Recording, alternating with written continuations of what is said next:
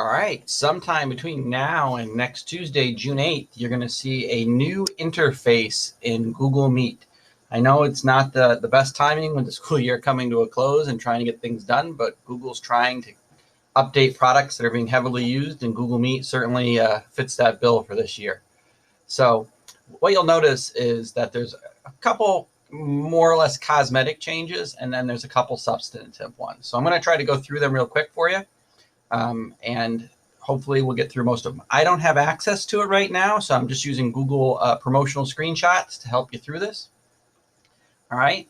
One of the things that you will notice is that you can now resize, reposition, and hide your video feed so that you can see yourself while you're presenting. You can decide how big you want yourself to be. Yeah, by default, your self view will appear in the bottom right of your grid. So that the other people's video feeds are at your eye level. You will also now, and I think this one's really cool, this I put in the more substantive changes, you'll also now be able to see what you're presenting in Google Meet. Rather than getting that box that says you are presenting, you will actually see the screen or the source that you were presenting in a Google Meet, which is really useful. So you won't have to ask that question, can you see it now? Can you see it now? Because you'll be able to see it on your screen too. You can also pin or unpin other people's content and make them larger so that you can kind of rearrange the grid view for yourself.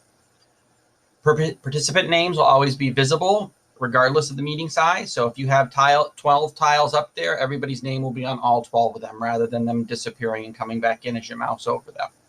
They've rearranged the bottom toolbar mostly to take the hang up button and move it away from the turn off video and mute button so you don't actually hang up when you're trying to mute. They put them on opposite sides of the middle of the bottom bar. They've also changed where the controls are. You should still have all the same options, but more of them are going to be in the bottom right-hand corner now in a menu rather than in several different places. So starting a breakout room, turning on polls, all of those features in chat are all lumped into that bottom right-hand corner menu rather than having three separate menus, one in each corner. When someone speaks, their tile will be outlined in blue. You've probably had the experience of trying to figure out who's talking to you and looking at their tile and not being able to find it. So it'll now highlight in blue when someone is speaking so that you can quickly see it. The mute indicators have been reduced so that they don't cause a visual distraction to you. And when there are more participants that can be shown in a grid, the tile is added so you always remember who's on the call. All right, so those are most of the major changes. They'll happen between now and next Tuesday. One thing that Google has explicitly pointed out is if you have any Chrome extension that impacts Google Meet, it could cause extreme problems, and you should uninstall those extensions. Grid View extension in particular is one they mention and call out that you should uninstall. So if you're using Google Meet Attendance, Google Grid View extension, any of those extensions, they could cause a problem.